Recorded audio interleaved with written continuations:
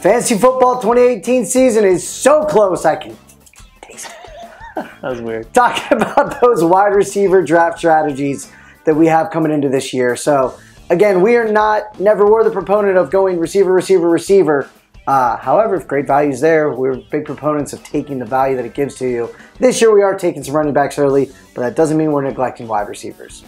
So before we get into it, make sure to check out our draft guide, our cheat sheet. Click on the link in the description. You'll see a button to download it. We'll be updating it throughout the preseason and all the way up until week 1, so check that out. So wide receivers on draft day. It's definitely been kind of a roller coaster in terms of where we were 2 years ago to where we are now. But basically, in the first maybe 25 picks or so over the last 2 years, there has been so many wide receiver disappointments. I mean, going back 2 years ago, there was definitely some, but even just looking at last year, and these all didn't have bad years, but they didn't give you return on where you drafted them. But Julio, OBJ, Evans, T.Y. Hilton, Jordy Nelson, Cooks, Dez, Amari Cooper. I mean, all these guys went in roughly the first 25 picks in your draft last year. And just so many people are getting let down by these early receivers. They're just going more towards running backs. So, you know, it's not a huge shift just because quarterbacks are getting pushed down even further than they have in years past because there's so much depth at quarterback.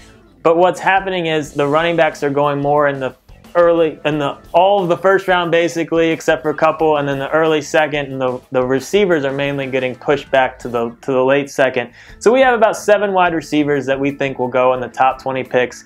But again, it's just that there's been so much disappointment that zero running back strategy did not last long, and that's because of the disappointments. But there's still too much value, too much upside at wide receiver to completely ignore it in the first couple rounds. So that's why we're saying they'll probably be about 7. Well, that's the thing, right? These are the studs that you're taking pretty much no matter the settings, no matter the leagues, how it's working. However, after those guys go, what I really love to do is focus on my settings. If I'm in a PPR league, then I am looking at targets and I'm seeing who's going to have the opportunity to get the most catches. If I'm in a touchdown heavy league, then I'm going with those offenses that are going to score a lot, right? Like I'd rather have the number 2 on a great offense than the number 1 on a poor offense because they're going to score more points, obviously. Logical fantasy football right there. So, you know, that next kind of tier, you're talking like you have Baldwins and the Thielens of the world and the T.Y. Hiltons.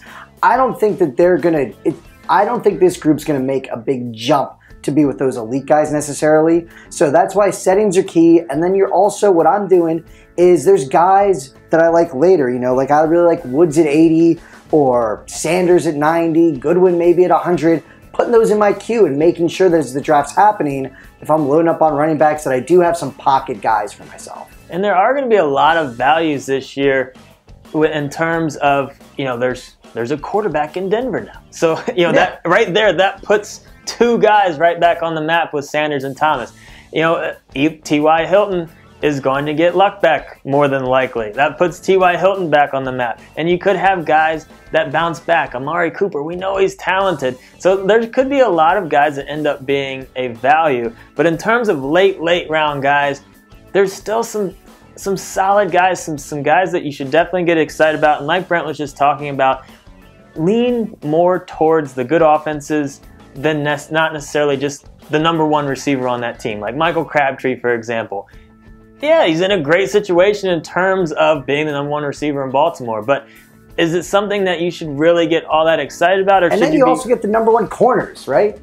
Right, you get more attention, but you could, you know, like we like guys like Cameron Meredith, Aguilar, you know, Goodwin out in San Francisco. Like those guys to us are just a little bit safer than just hoping that Baltimore gets their passing game going. And they could with all the pressure that Flacco's got to produce, you know, and he is healthier this year. So it's possible, I get it.